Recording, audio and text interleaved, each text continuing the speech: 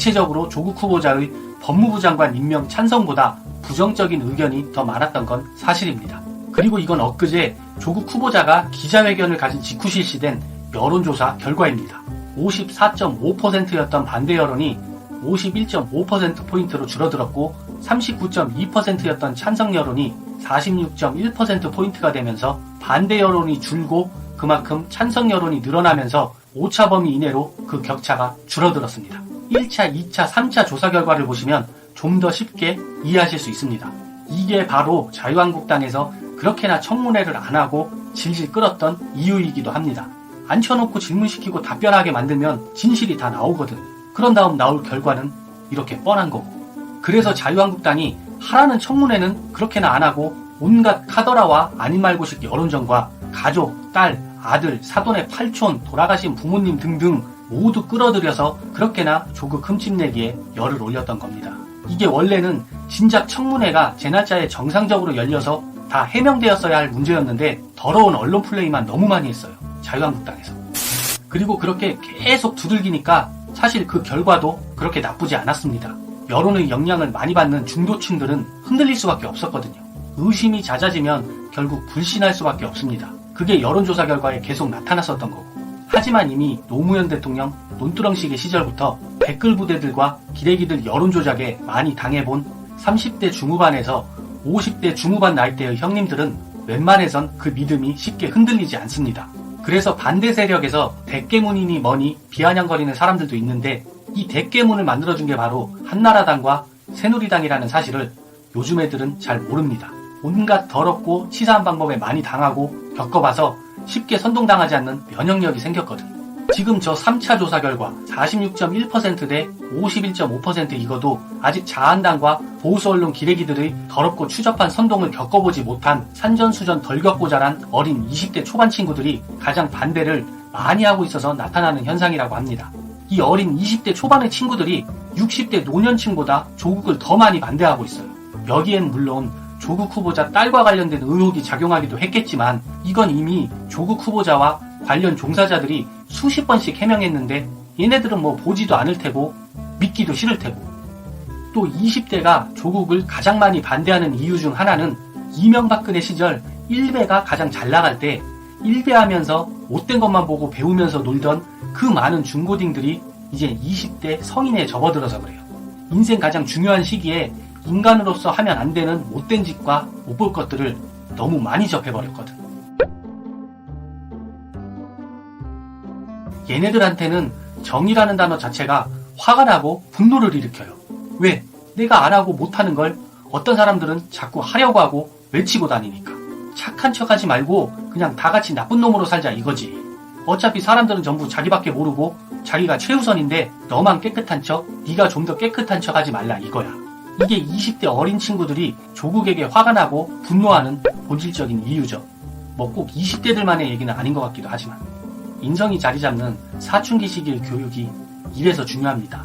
평생 갑니다. 국영수만 달달 외우게 할 게 아니라 인성 교육을 시켜야 해요. 공부만 열심히 하고 인성 교육 덜 돼서 그 촛불 들겠다고 하는 서울대 애들을 한번 보세요. 얘네들이 머리가 나빠서 그런 게 아니야. 개돼지라서 그런 것도 아니고 인성 교육이 덜 돼가지고 뭐가 옳고 그른 건지 제대로 판단하지 못해서 그래. 뭐 따지고 보면 저 말이 딱히 틀린 소리는 아닌데 그래도 아예 나는 나쁜 놈이다 하면서 더럽고 추잡하게 살겠다고 하는 것보단 옳은 일을 하려고 하거나 착하고 깨끗하게 살려고 노력이라도 하고 사는 게 더 사람답지 않겠어요? 뭐 얘기하다 보니까 좀 이상한 쪽으로 빠진 것 같은데 슬슬 마무리하겠습니다. 어쨌든 여론은 점점 바뀌어가고 있고 오늘 결국 여야가 9월 6일 금요일 서울대학교에서 처음 시작했습니다. 그래서 전국 트루스포럼 대표도 서울대학교 트루스포럼에서 맡고 있습니다.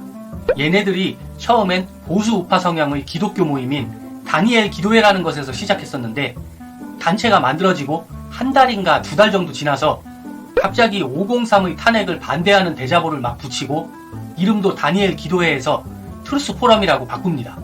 그렇게 서울대 트루스포럼이 만들어지고 몇 달 지나니까 고려대에서도 트루스포럼이 만들어지고 고려대학교 트루스포럼 대표가 503 탄핵 1주기 때 문재인 대통령을 비판하는 대자보를 게시합니다.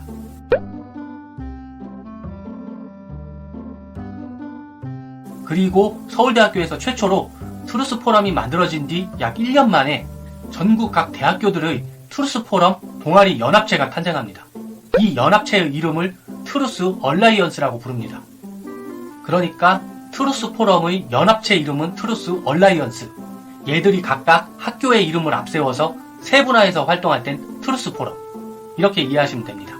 현재 이 트루스 얼라이언스 대표를 서울대 트루스 포럼 대표가 맡고 있는데, 이 사람이 처음 이런 단체를 만든 이유를 보면 진짜 웃겨요. 이 사람이 서울대에 처음 입학해서 한국사 수업을 듣고 있었는데, 어떤 교수가 6.25에 대해 북한의 남침이라고 설명을 하고 있는데, 갑자기 뒤에서 어떤 학생이 아닙니다, 6.25는 남한의 북침입니다 라고 말하는 걸 보고 충격 먹고 만들었대. 와, 진짜 스펙타클하고 구구절절한 사연이다 정말.